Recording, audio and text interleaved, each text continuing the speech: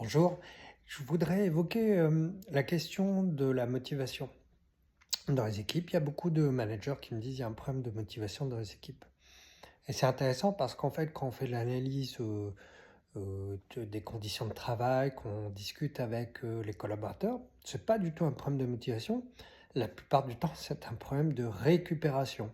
C'est-à-dire que les personnes sont fatiguées de l'intensification du travail, sont en déséquilibre sur la récupération psychologique et bien entendu, ça mène à des pré-burnout avec une perte de motivation.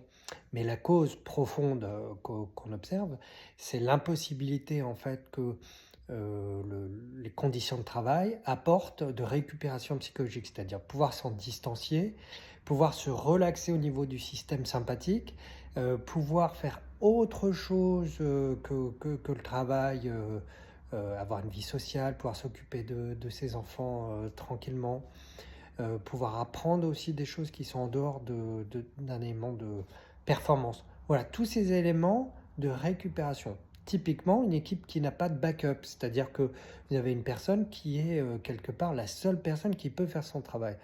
Moi, j'appelle ça le schéma de se sentir propriétaire de son travail. Ça, c'est quelque chose qui peut vous réveiller à 4 heures du matin parce que vous sentez l'unique propriétaire de votre travail. Et donc, si vous n'arrivez pas à gérer ou que vous êtes fatigué, malade et que il n'y a personne pour vous remplacer, et donc ça crée une charge mentale importante, comment vous pouvez vous distancier psychologiquement? Donc aujourd'hui, il faut que les managers apprennent aussi à analyser cette dimension qui certes n'est pas simple, mais des conditions de travail qui s'appellent la récupération psychologique. Le livre que j'ai sorti chez Errols, qui va sortir en janvier 2026, sert justement à outiller les personnes, mais aussi les organisations, les managers, par rapport à cette question qui est vraiment très très peu adressée dans les organisations. C'est un peu nouveau. Mais il faut savoir que la recherche existe quand même depuis les années 90. Donc on a maintenant des éléments de réponse assez scientifiques et assez pratiques par rapport à ce qu'on peut faire sur cette dimension.